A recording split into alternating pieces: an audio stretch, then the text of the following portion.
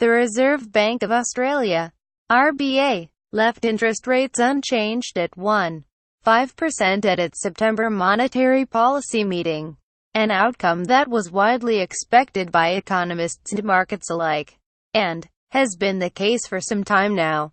That appears unlikely to change anytime soon, with the bank delivering a neutral bias on the outlook for interest rates. Taking account of the available information, the board judged that holding the stance of monetary policy unchanged at this meeting would be consistent with sustainable growth in the economy and achieving the inflation target over time.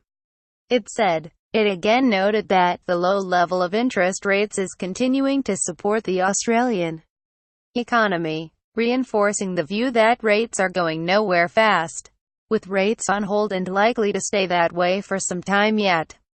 All of the interest from today's meeting was on the accompanying monetary policy statement, especially the bank's view on Australia's housing and labour markets, as well as the broader economy.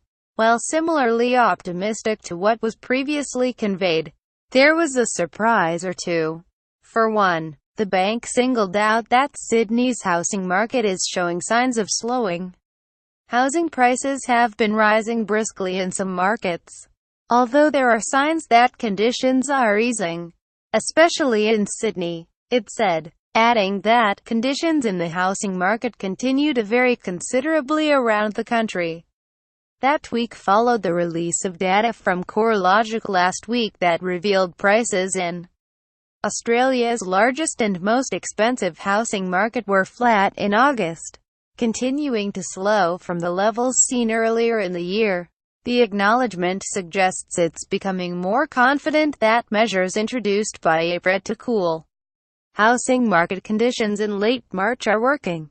There has also been some tightening of credit conditions following supervisory measures to address the risks associated with high and rising levels of household indebtedness, it said. Still, despite signaling out of Sydney property market, it repeated that growth in housing debt has been outpacing the slow growth in household incomes, hinting that it's still far from satisfied that financial stability concerns have been contained. Outside of housing, another sector that featured heavily in the bank's discussion was Australia's labour market. As was the case in August, the RBA remained optimistic on not only what has happened, but where things are heading. Employment growth has been stronger over recent months and has increased in all states, it said. The various forward-looking indicators point to solid growth in employment over the period ahead. The unemployment rate is expected to decline a little over the next couple of years. And, fitting with strengthening labor market conditions, it noted that while wage growth remains low, pressures are likely to build modestly in the period ahead. This is likely to continue for a while yet, although stronger conditions in the labor market should see some lift in wages growth over time, it said, with wage pressures likely to pick up modestly. It also noted that inflation, while low, is expected to pick up gradually. On the broader Australian economy, it confirmed that recent data was consistent with its expectation that growth will gradually pick up over the coming year. The decline in mining investment will soon run its course. The outlook for non-mining investment has improved recently and reported business conditions are at a high level. Residential construction activity remains at a high level, but little further growth is expected, it said. The upgrade for non-mining investment followed the release of Australia's June quarter capital expenditure report last week, revealing a large increase in expected investment in the current financial year. Despite strength in retail sales and improved labor market conditions, it again warned that low growth in real wages and high levels of household debt are likely to constrain future growth in spending.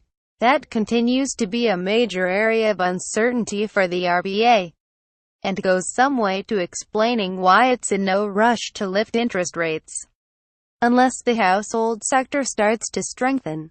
it's unlikely that recent momentum in the economy will last, along with the outlook for household spending. Another reason the board is in no rush to lift rates is the current strength in the Australian dollar. An appreciating exchange rate would be expected to result in a slower pickup in economic activity and inflation than currently forecast, it said, repeating the line it used in August. Outside of Australia's economy, the bank's assessment on global economic conditions was repeated almost word for word. Conditions in the global economy are continuing to improve. Labor markets have tightened further and above-trend growth is expected in a number of advanced economies, although uncertainties remain, it said. It also noted that financial markets have been functioning effectively and volatility remains low. There has been negligible market reaction to the release of the September statement, with much of the commentary similar to that seen in recent months, as has been the case for some time. Further developments in Australia's housing and labour markets, along with economic conditions abroad, will likely determine if and when the board sees fit to begin normalising interest rates. The full September statement can be accessed here.